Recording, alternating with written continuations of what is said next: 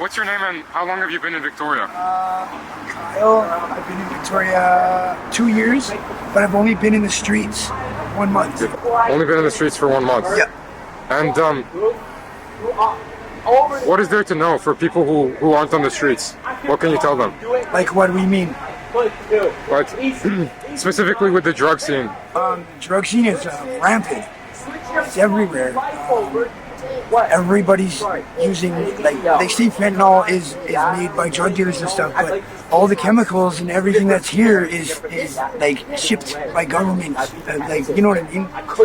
It's not like it's heroin and cocaine, and it's fentanyl, which is like a pharmaceutically made drug that they make fentanyl illegal, but they don't make the chemicals that make it illegal. So you can order all the chemicals individually from China and then send it over here and make it yourself, which makes it 10 times worse and more dangerous, right? So you see all these people walking around with their legs rotting off of their bodies, their arms rotting off of their bodies, sores all over the place, their brains broken. That's because they're taking drugs that have no regulations. They're just made by random drug dealers. I think that's a world thing. That's not just a Victoria thing. Yeah. That's a worldwide thing. For real. For one, they need to stop like treating drugs like they're okay. Like, I've been a drug addict since I was 14, and I don't think drugs should be legalized. Like, think about how many people have OD'd, right? They don't even talk about it. It's still happening.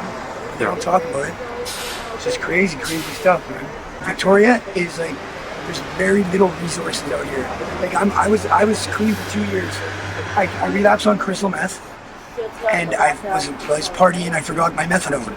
So I was like, oh shit, I need to get my methadone. I went to the clinics, all the resource clinics that they have down here for people to get on methadone and all that.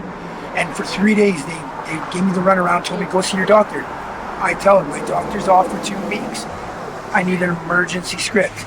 They pushed it to the point where I had no other choice but to do fentanyl. So they forced me right back into my addiction when I was clean 2 years. Like, and I'm still striving to be clean. I will be clean again. Yeah. And it's like, but even that is, when I was clean, I wasn't accepted in regular society. Like, I'd walk into a store or a shopping center and people would still see that side of me. You know what I mean? Even if I was perfectly healthy, been off drugs for 2 years, it's like an aura around you. They know that I'm an ex-drug addict, so they still see me as a drug addict. Like, we go into a corner store and we're literally followed from the second we enter the store. And if we sit there and think, do I want a Coke or do I want a Crush? They're like, get out now. Yeah. What? I mean, what am I doing? You're going to Save on Foods? And they like, what do you want? What are you doing here? What do you want? What are you doing here? You can't even use bathrooms. There's 2 public bathrooms, 24 hour in the whole city. And they're outside. Yeah. It's crazy. And most of the time they're clogged or someone set them on fire. Just stupid. So just some basic human respect. Human respect, exactly. True. You get caught relapsing and you're made to feel like you're bad, like you've done something wrong. It's a major part of fixing yourself is fucking up. In anything you do, making a mistake is how you find out how to do it right? When you relapse in recovery, they make you feel like you're trash. Like, oh, you relapsed and you admitted it? Well, that's good of you, you admit it, but get your stuff and get out. It was 2 years, only 2 years my whole life I was clean. I've never had my own address, never collected mail. The only number ever connected to my name was my CS number, and that's the number you get when you go to jail.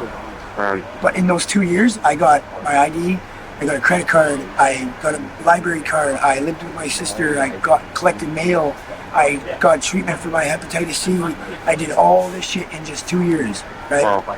And I never thought I was gonna be back out here, but one single slip and bang, here you are again, right?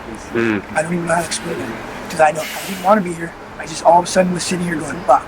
There's one place to shower, and honestly, I won't even go to that neighborhood. Pandora? Yeah. I haven't even gone there. I won't go there. It's not even human up there. And I've been in a lot of rough places, and that place there's something different about that place. You mean like it's kind of dehumanizing, or what's? Yeah, it's just like a mass of people just sitting there slowly killing themselves. There's not enough showers there's a lineup of people trying to have a shower. Yeah. Not even half the lineup gets through. What do you want people to know? Not even what they have to do. I Yeah. want know. people to know Yeah. that no matter where you are, like in my scene, there's amazing people.